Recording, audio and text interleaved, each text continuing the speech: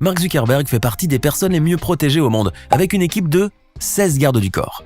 En effet, le patron de Facebook ne lésine pas sur les moyens pour assurer sa propre sécurité et la facture s'élève d'année en année. D'ailleurs, selon un document officiel, le coût de sa sécurité personnelle a été estimé en 2019 à 10 millions de dollars, soit un peu plus de 8 millions d'euros. Une somme qui dépasse de loin le budget alloué à la sécurité d'autres patrons d'entreprise, comme Jeff Bezos par exemple. Et si l'on compte la sécurité de sa famille et ses voyages à bord d'un avion privé, le budget s'élève à un peu plus de 23 millions de dollars, soit plus de 19 millions d'euros, selon la même source. Cependant, il convient de rappeler que Mark Zuckerberg, qui a eu son premier garde du corps en 2011, a dû engager tous ces hommes chargés de sa sécurité après avoir reçu des menaces de la part d'utilisateurs de Facebook. Normal, quand on se retrouve au cœur des scandales et qu'on mène un mode de vie plutôt simple. Ces hommes l'accompagnent donc partout, y compris lorsque l'envie lui prend d'aller faire du jogging. Vladimir Poutine est lui aussi entouré de gardes du corps, parfois en complet noir, parfois vêtus en civil. Le président russe est protégé par le FSO, le service fédéral de protection. Loyauté, discrétion et secret absolu sont les mots d'ordre au sein de cette puissante institution qui se charge de la protection d'autres grandes personnalités russes. Certains de ses membres ont même acquis le pouvoir et sont devenus opulents en se voyant offrir des terres dans l'une des régions les plus riches de Russie pour leurs bons et loyaux services. Cependant, la sécurité de Vladimir Poutine ne s'arrêtait pas seulement à une garde rapprochée. Ses apparitions les plus risquées seraient accomplies par un sosie. Et au fait, si cette vidéo vous plaît, n'oubliez pas de mettre un pouce bleu, de vous abonner à la chaîne et d'activer la cloche pour recevoir toutes les notifications et ne rien rater de nos prochaines publications. Allez, on reprend. Un autre Vladimir Ilitch Lénine, dit Lénine, est lui aussi connu pour faire partie des personnes les plus protégées du monde. Un instant, nous parlons là de sa dépouille, car Lénine a beau être mort depuis 96 ans, sa dépouille exposée dans un mausolée sur la place Rouge est toujours protégée. Lénine, qui n'aurait eu qu'un seul garde du corps de son vivant, a été la cible de plusieurs attaques, dont une tentative d'assassinat en août 1918. Mais ce n'est qu'en 1919, quand sa voiture, ses papiers et son argent ont été volés par des bandits à la périphérie de Moscou, que le père de la révolution russe a décidé de renforcer sa sécurité en engageant plus de gardes du corps. Or, même mort, Lénine a été la cible de plusieurs attaques destinées à le défigurer. D'ailleurs, comment le leader communiste a-t-il pu rester conservé dans cet état pendant tout ce temps ? Eh bien, c'est grâce aux embaumeurs qui travaillent quotidiennement sur sa dépouille. Sans organes internes et sans fluide corporel, le corps de Lénine est soumis à des techniques de conservation très spéciales qui lui font garder son apparence. Par ailleurs, sa peau et les parties abîmées de son corps sont remplacées par d'autres matériaux comme du plastique ou de la paraffine.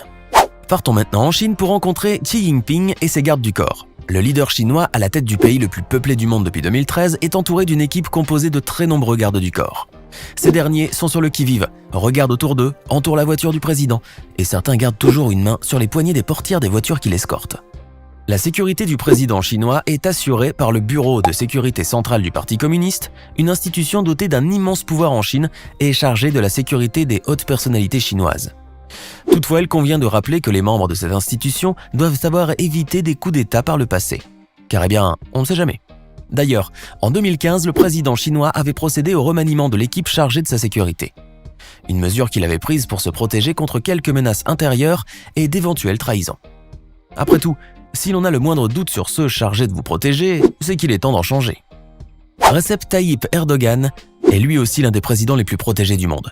L'homme fort de Turquie jouit d'une haute sécurité grâce à une garde rapprochée qui l'accompagne en grande pompe et même des snipers. Ces derniers voyagent même sur le toit du bus présidentiel que Erdogan utilise parfois pour se déplacer en ville en compagnie de son épouse. Par ailleurs, la sécurité du président turc va jusqu'à la surveillance de ses propres repas, qui sont systématiquement goûtés avant qu'il mange. Pour cela, il existe un laboratoire spécial au sein même du palais présidentiel dédié au contrôle de tous les aliments afin d'éviter tout empoisonnement.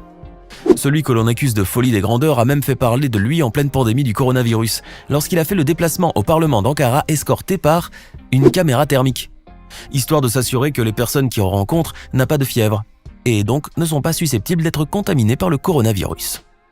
Garde du corps, doublure, voiture blindée, pour Kim Kardashian, tous les moyens sont bons pour se protéger 24 heures sur 24 et s'offrir une sécurité personnelle digne d'un chef d'État. Mais il faut dire que la star et son mari, Kanye West, n'hésitent pas à investir pour leur sécurité et celle de leur entourage. Il n'y a qu'à voir les voitures blindées achetées pour protéger leur fille lorsque celle-ci va faire une balade en voiture. Mais c'est surtout suite à l'agression dont elle a été victime dans son hôtel à Paris en 2016 que la star de la télé-réalité a tout fait pour s'offrir la sécurité la plus renforcée qu'il soit.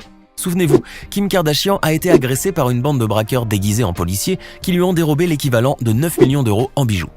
Pour retourner saine et sauve aux États-Unis, la bimbo la plus médiatisée de la planète a dû mobiliser quelques 10 voitures ainsi qu'une vingtaine d'agents de sécurité. Depuis cet incident, Kim prend sa sécurité très au sérieux. La star a décidé de renforcer son équipe de garde du corps en armant certains d'entre eux et en engageant certains anciens agents des services secrets, et même en faisant appel à une doublure.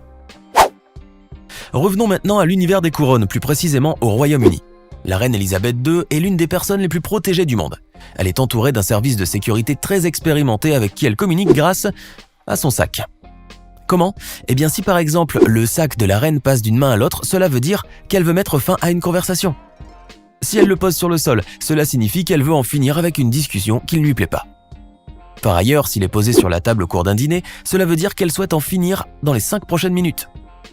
Cependant, il n'y a pas que le sac de la reine qui sert de moyen de communication, mais également sa bague. Si la reine la touche et la tourne autour de son doigt, cela signifie qu'elle demande à être sauvée sur le champ. La sécurité de la reine comprend également celle du palais.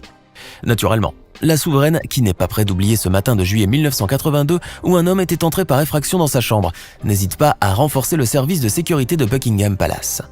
Et puis, comment ne pas parler de l'emblématique garde royale ? Les troupes de la garde de la reine Elisabeth II sont un symbole du Royaume-Uni. Saviez-vous qu'en 2017, c'est une jeune femme de 24 ans, la capitaine Megan Couteau, qui a commandé les troupes de la garde royale ?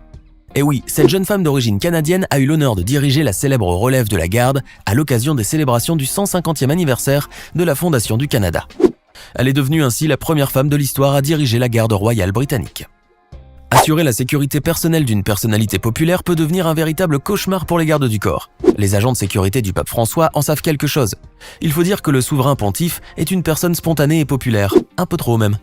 Il adore les bains de foule, multiplie les accolades et les poignées de main, et ne refuse pas les boissons qu'on lui offre. Autant dire que ces agents de sécurité doivent redoubler de vigilance.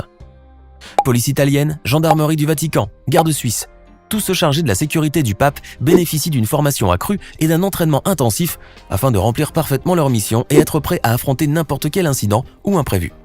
Ceux-ci forment autour du représentant de l'Église catholique des cordons de sécurité qui n'empêchent pas toutefois le pape de rester proche des fidèles et d'être libre de ses mouvements s'il le souhaite.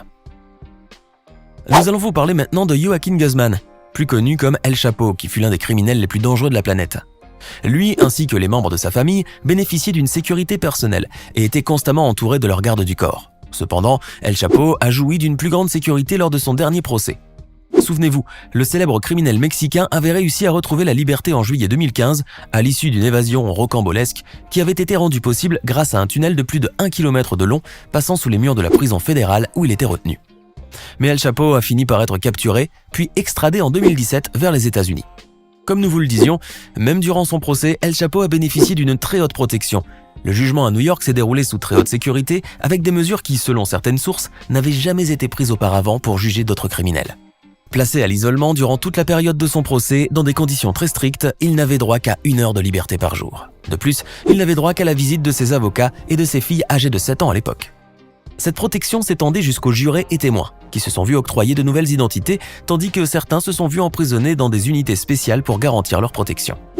Quant au palais de justice, il s'est transformé en une véritable forteresse surveillée en permanence par des officiers armés jusqu'aux dents et de chiens, avec un dispositif sécuritaire confidentiel. Même le pont de Brooklyn avait été fermé pour les passages du cortège policier qui était suivi par des hélicoptères.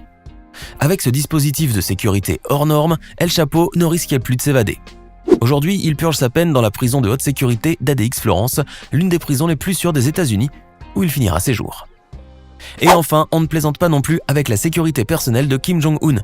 Le leader nord-coréen a à sa disposition tout un bataillon de gardes du corps qui ne le lâchent pas d'une semelle et qui le suivent au pas de course, où qu'il aille. Ces hommes vêtus de costumes et de cravates forment même un véritable bouclier protecteur autour de la voiture, sans plaque d'immatriculation, qui transporte le leader. D'après un ancien membre de la garde rapprochée du dirigeant nord-coréen, ce dernier jouissait d'une protection à 6 niveaux de sécurité au moins. Les hommes de la garde rapprochée de Kim Jong-un sont issus de l'élite militaire nord-coréenne. Ils sont soigneusement sélectionnés sur un grand nombre de critères. Allure et forme physique, maîtrise des arts martiaux, capacité de tir, bonne vision, en plus d'avoir une taille à peu près identique. Bien entendu, une enquête est menée sur leur famille jusqu'à 2 générations. Ces hommes, qui sont les seuls citoyens du pays autorisés à porter des armes à feu, sont soumis à un entraînement intensif, digne de celui des forces des opérations spéciales. Ils développent ainsi leur sens de l'observation et apprennent tout ce qu'il faut savoir pour protéger le leader du pays en cas d'éventuelles attaques. À cela s'ajoutent également des tests d'endurance, ainsi qu'un conditionnement comportemental. Et oui, lorsqu'il s'agit de protéger Kim Jong-un, rien ne doit être laissé au hasard. Et puis enfin, tous les engins électroniques, y compris les téléphones, sont bannis lors des événements auxquels il assiste. C'était les personnes les plus protégées du monde. Connaissez-vous d'autres personnalités qui sont autant protégées que celles-ci? Laissez-nous vos réponses dans les commentaires. Hey! Savez-vous que nous avons des centaines d'autres vidéos disponibles pour vous? Commencez immédiatement une nouvelle vidéo en cliquant sur l'une de ces deux propositions et à demain, même heure, même chaîne pour de nouvelles découvertes.